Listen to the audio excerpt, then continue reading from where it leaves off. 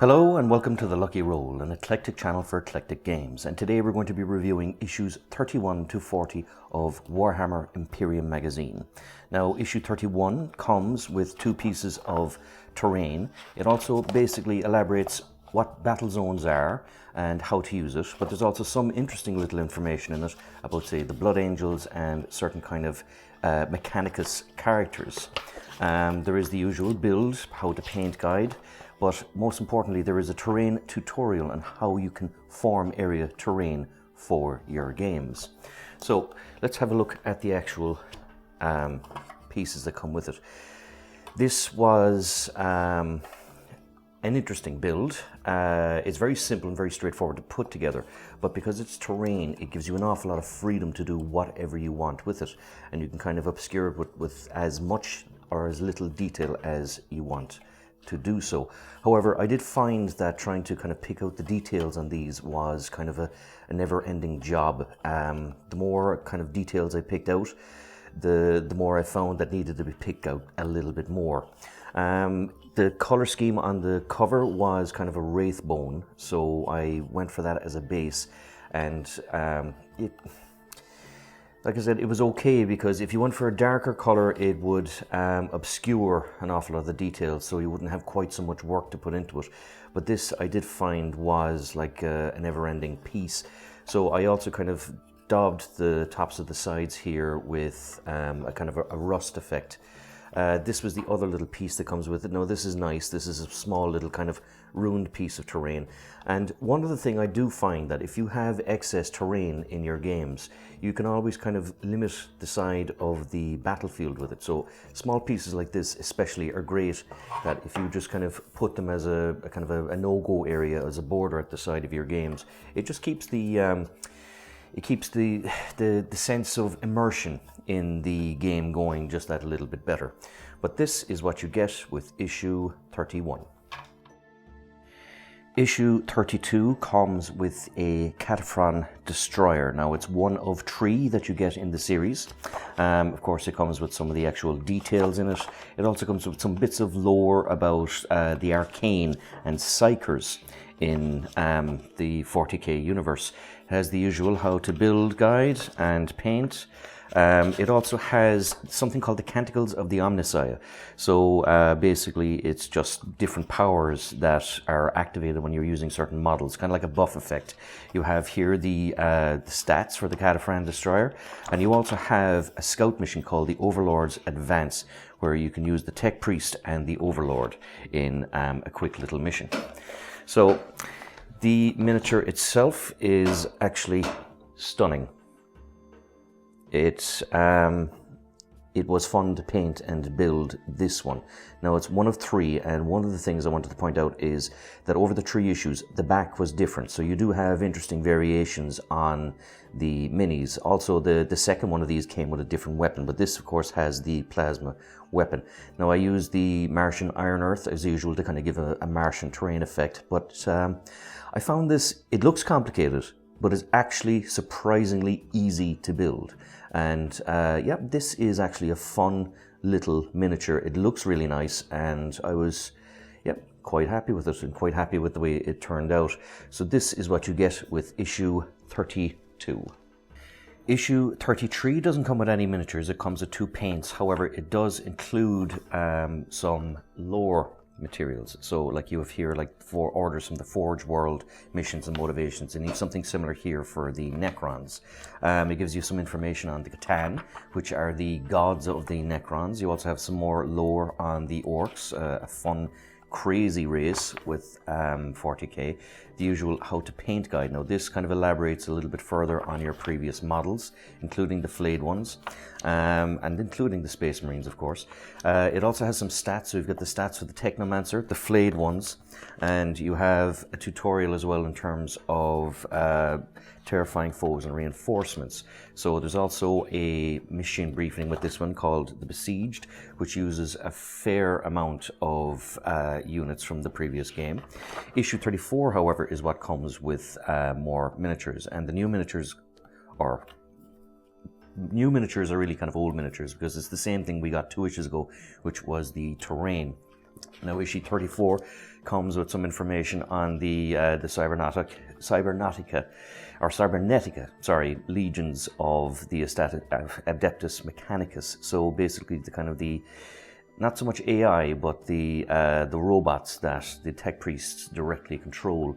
It's interesting because in 40k lore, artificial intelligence is illegal, so it's very kind of labor intensive for the tech priests, because anytime they want to kind of program or change the stats of one of these machines in particular, they have to physically program it. You have information on the Imperial Fists, you have a how to build the Rune Factorum guide and how to paint it, and you have, of course, stats for your Primaris Captain, which you got way back at the start of the issues.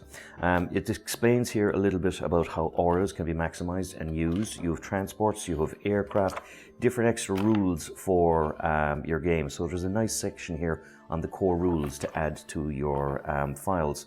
And finally, there is a mission here called Behind Enemy Lines, in which you use a lot of basically a lot of Necrons and a lot of Primaris Captains and Assault Intercessors. So this, of course, is the terrain itself. Now, I have to admit, this is when I first hit a block in painting. I mean, this was the first time it felt like a chore, because I'd already painted something like this 2 issues beforehand, and it was the same thing again. Now, I am loath to work with white or any kind of white type of bases or light bases, because it just makes it very difficult, and it's very hard to kind of color effectively and make it look well. So I did find this one a bit of a chore. So if you are collecting these issues out of order, and or if you are behind a little bit, I would suggest that you put the second one of this aside for a little bit, because painting this again after the other one so soon, it just wasn't an enjoyable experience. This is the first time now I didn't actually enjoy painting these minis, because I had done something like this so quickly, and given that the last one took so long kind of to do to a level that I was satisfied with, this felt like it took even longer, and it wasn't one I was looking forward to. Nevertheless, it is very nice terrain, and it's something that now that I have it done and I've put the labor in, that I'm happy with. And it is, of course, something that looks very good for the battlefield. But like I said, if you're behind on your issues, maybe put this one aside for, I don't know, a couple of projects after the other more interesting ones, because the lack of variation actually got to me on this one for the first time. Now, issue 35 is all about the tech priest that comes with the issue, and it's a lovely little mini. You of course get all the details on the tech priest, so it basically goes into who and what they are. You get some battle records for it, you get some stats for it. You also elaborates further on the Age of Darkness. You've got the usual how to build, how to paint guide, and of course it goes into more of the doctrine and imperatives, which are kind of basically advantages and rules to the tech priest. It has, of course, the stats, and it goes through different aspects for the core rules for the shooting phase. Now it covers that, and it has a special mission called a monolithic task, which uses all the Scutari and a lot of the Necrons. So you finally have kind of an effective Adeptus Mechanicus fighting force to play your games with. As for the miniature itself, I have to say this was a joy to build. This was a great relief after the last kind of mini, because it came back into kind of very interesting things again. As you can see, he's a big, huge, dirty, heavy axe, which, you know, is great for clobbering things with. He's much thicker than the standard Scutari, so he's a much bigger, bulkier kind of model, so he does stand out in the battlefield. You have, of course, here the server skull at the side, and you have a kind of a robotic claw arm, and his back, of course, has all these cool little kind of wires coming out that I've no doubt kind of plug into different various things. But it was a mini I thoroughly enjoyed, and it made me fall back in love with the Warhammer Imperium magazine again, because this was a fun paint in comparison to the last one, which was a chore. And it was also quite a quick paint, because he's predominantly metal and it's just one big kind of flowing red overcloak. It he was more fiddly to put together than anything, but the paint itself, the paint job was actually quite easy. You have a few dry brushes and just basically some detail on the red coat, and you have the bulk of it done. But yeah, it's a beautiful little mini and one I'm really happy to have. Issue 36 comes with a tomb blade, which is, I think, your first flyer for the Necrons. Now, it's a very interesting little model. It's kind of like a, I don't know, kind of like a flying skimmer type of thing with very heavy ordnance on it. But of course, this, comes in with all the information you need for it. It also kind of touches on flyers in the 40k universe, and the Vengeful Hunters, which are also flyers from the Drukhari, which are like the evil psychotic Eldar. You have a how to build guide, you have the how to paint guide, and you have, of course, the stats for the tomb blade itself. Also, you have more core rules, which goes into kind of range weapon types, things like that. So it's something that will be more kind of apt for the actual flyer that is now part of your collection. And you have, of course, a Capture the Forge mission, which, of course, brings back the Skitarii and the Necrons, but it actually includes the Tomb Blade in its actual mission this time around. And as for the mini itself, it's, well, it's a lovely little model. Kind of a cool looking thing. I mean, like, it's very kind of Star Wars kind of skimmer type of job, in the sense that it seems to be a very light, very fast little vehicle. It has things here that give the impression that this is how it kind of, well, steers, I guess, you know. But it has two big, stupidly heavy weapons. Like, the weapons are nearly the size of the actual machine itself. You have the Necron, whose head is literally planted into what I presume is kind of a guidance orb. But yeah, it was fun to paint. It was quite quick to do so as well. I put Tesseract Glow in the kind of the little areas there to kind of give an eerie glow effect. And yeah, it was a fairly simple straightish paint job with only about 4 or 5 paints. But yeah, it's a cool little model, I have to say. It was easy to put together. There is variations of it, but I followed the guide in the magazine, and I had pieces left over to build what is here. But yeah, the Tomb Blade, I have to say, was an interesting build, and an interesting enough kind of paint job. What I would suggest is make sure you do sub-assembly painting before you actually put it together, because I made sure I painted the Necron in the skimmer before I put him into the actual skimmer itself. But otherwise, yeah, it's a lovely detailed model and something I really enjoyed making. Issue 37 comes with more terrain, which are basically thermic plasma conduits, but it also elaborates on the Tau Empire. So these are the miniatures that you get with it. They're surprisingly easy to paint and easy to build, because they're just basically the kind of big overgrown pipes.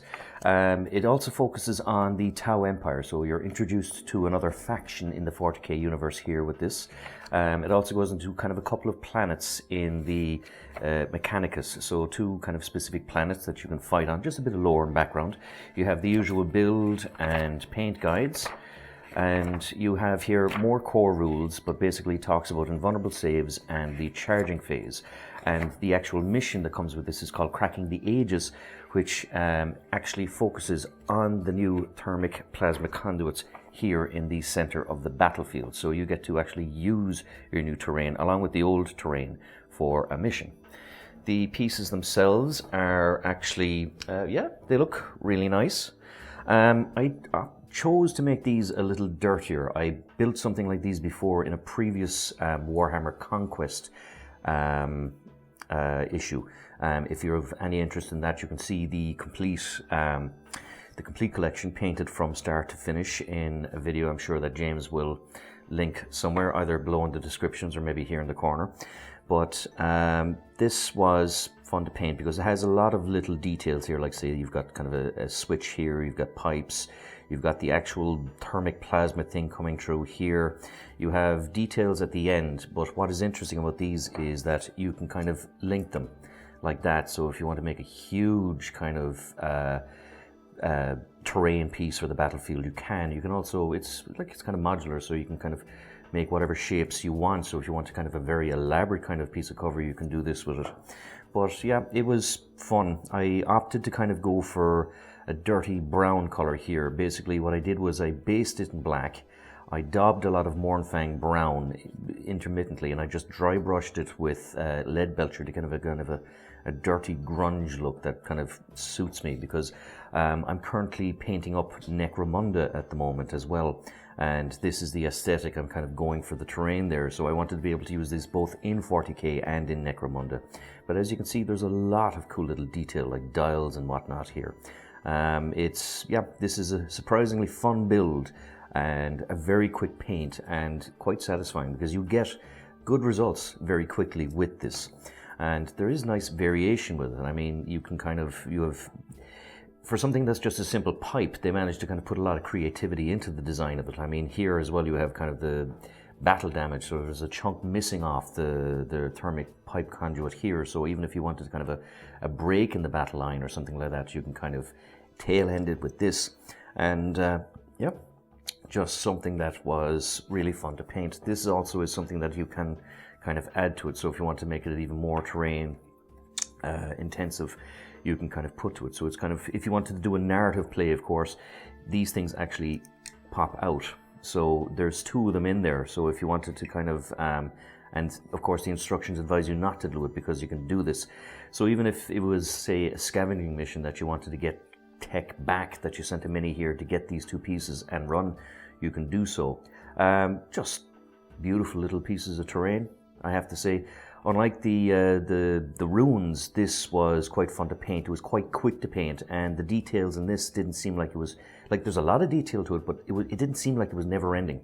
So yeah, no, this is a great little issue, and this particular terrain is very good because it gives you a lot of options for kind of constructing your terrain. But also, if you wanted to make a border towards the end of kind of a no play area or an out of boundary area, this is a good way to kind of do it and kind of still keep the game immersive. So that was issue 37, quite a good one. Issue 38 comes with 2 new paints, including a kind of a base paint that you can use to kind of put on the bottom of your miniatures to kind of detail them, as you can see here. This issue goes in, of course, into the Adeptus Mechanicus, gives a little bit more kind of lore. It also goes into the Ultramarines, kind of basically lore and kind of command styles, allows you to kind of customize your characters a little bit better. It introduces you to the Space Wolves, which are a very famous faction in 40k. It goes into more lore in terms of the age of the Imperium, that it's in the era and an age of superstition, where technology is kind of almost viewed as magic. It has the Merifrit dynasty, which is, of course, is a faction within the Necrons, and it has how to use your texture paint guide, which, as you can see here, is something that kind of creates a base for your minis. It goes into some more command protocols for the Necrons. It has a tutorial. It adds to the core rules with the fight phase, and it has a running the gauntlet, which uses the terrain that you had in previous issues, including the new the pipes, but also the big, huge kind of thermic plasmic generator with the skull on it. And it just a kind of a teaser, of course, for what's coming up in the new magazines. The next issue, of course, is comes with another Cataphrain Destroyer. So, of course, it goes into some more lore, again, for the end game. It has a story about going into the swarm of the Tyranids. It has some more information here and kind of basically just different background again for the Necrons, for the Skitarii. You have how to build guide for this one. Now, this is actually slightly different to the previous how to build guide because he comes with a different weapon loadout, as you can see here. So, how to build, how to paint, I think it kind of teaches you, there's a kind of a final gallery paint here, so it completes the paint guide for this actual miniature. You have some more core rules, including the morale phase, and it has a mission called Stem the Tide, in which you use the 2 Cataphrain Destroyers that you have right now for the mission. So this is the actual mini that comes with this issue, and he's very similar to the last one, except of course he has a different weapon loadout, and also the back here is different, but again, it's still a fun build. I mean, it's a fun build and it's a quick build, and despite how finicky he looks. It's actually fairly uncomplicated, and it's a quickish paint job as well. So you end up with a model that is quite impressive and looks just looks really kind of Adeptus Mechanica-y. I mean, like, this is about as futuristic alien sci-fi type of tech that as you can get, where there's a guy literally plonked into a tank with weapons for arms, and he drives along providing kind of artillery and fire support. So it's an interesting issue, and he's the second of 3 that you get. Issue 40 comes with the last of the Cataphrain Destroyers, so that is the 3rd one you get. The issue focuses, of course, on the Adeptus Mechanicus, and it also gives you some information about the background of 40k. So the Gathering Storm, the fall of Cadia, was a significant development in the Warhammer universe. Cadia was a bastion of resistance against what was chaos, and basically chaos had enough, so they blew up the planet. But it completely changed the whole kind of scope of the 40k universe. So it just gives you a little bit of lore information on that. You also have here information about the salamanders, which would be, if there was good guys in the Imperium, these would be the closest to it. They're unique in the Space Marines that they focus on saving human lives. So a very good and a very noble chapter. You have Armageddon, which is also a famous world in 40k, in that it's the orcs' homeworld, and there has been some seriously insane battles on the world of Armageddon, in that the Imperium keeps holding onto it, and the orcs keep trying to come back and get it, especially this guy, Gazgul Thraka, who is just, I mean, it can be kind of comedic, but also frightening in how kind of belligerent the orcs are. You have Belisarius Cawl, who is a significant figure in 40k. Recently there was a kind of a range refresh is a bad way to put it, but the base Space Marine got a little bit taller, a little bit stronger, and they changed the rules. And the character that managed to do that is called Belisarius Cawl. So there's a lot of lore and support, and he has a very interesting story in that he's a very high-ranking tech priest that was able to improve the original kind of formula for the Space Marine, so you get information on him. You have the usual how to build guide. Now this one is more similar to the first how to build guide because the weapon is the same. You have how to paint it, just in case you somehow missed the other issues. And you have the fate of Siphus, which includes all 3 Cataphrain Destroyers in this actual battle. So this is the last mini you get from issues 31 to 40. Now, as you can see, it's a similar build again to the other 2. The only difference is, again, the back here. So that was one thing I liked about these little minis, is that there is a small bit of variation there. It's a small thing, but it's still it's a nice little bit of variation to do. Again, unlike the terrain, I didn't actually feel fatigue in building this one again straight after the last one, because it's a quick assembly, and it's kind of a pleasure paint in that there's so many cool little nifty details, and there's little differences in it as well that kind of gives a bit of variety. So this guy, of course, has a big huge kind of plasma cannon, and he has a flamethrower here for close quarters, so it's not something I'd kind of go up and insult wantonly if I didn't want to, if I valued my life. So that was issue 40. So this is everything you get in issues 31 to 40. When you look at it, it doesn't seem like it's an awful lot, but there is good things here. I mean, the 2 terrain pieces, despite my actual giving out about them, are very useful things to have in the battlefield, and they do give great scope and variety to your game. So, I mean, like I said, I didn't enjoy painting them, but they do stand out impressively in the battlefield and kind of colour it. The pipes themselves were much more fun to paint, and you get plenty of those as well, including this. So it's, like I said, it's not the most impressive kind of summation tally of miniatures, but it's all good stuff. In terms of my favourite miniature to paint during these 10 issues, I would say it would be the Tech Priest. The Tech Priest himself was just fun to paint. I mean, there's a lot of cool little detail here on the guy, and he was something I painted immediately after the terrain pieces. So he was kind of a blessed relief and something that made the hobby kind of fun again for me. The Tomb Blade itself was a cool little thing. One thing I forgot to mention is I had great difficulty trying to balance out the two weapons. There is a danger that it'll droop, so when you're assembling this guy, just make sure that you don't have one weapon kind of drooping significantly worse than the other. It was something I had a little bit of bother with that in build. The Cataphrain Destroyers were, despite being three things of the same, fun to build. I thought it was a bit mean that they kind of stretched it out to 3 issues, to be honest with you, but I suppose you get so much value with the actual magazine itself, they have to kind of do savings somewhere. You can see here what I mean as well by the tail, that there's 3 different little pieces that kind of cover the tails of these guys. So as well as the weapons loadout, you have a kind of another arrangement or variety inherent there. So yeah, it was an interesting 10 issues. Not my favorite 10 issues, but it was saved by the Tech Priest and the Cataphrain Destroyers. But yeah, the 2 terrain pieces made this, for the first time in all of the issues, the 2 terrain pieces made this feel like a chore rather than fun.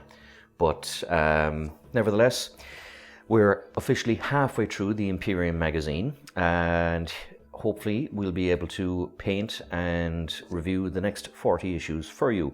And the next 40 issues, well, the next 10 issues will be interesting because it starts with the Sisters of Battle, as well as some more new and interesting Necron models. So this is Sean from The Lucky Roll. If you enjoyed these little videos, please like, subscribe, all that good YouTube stuff, and I'll see you again for issues 41 to 50.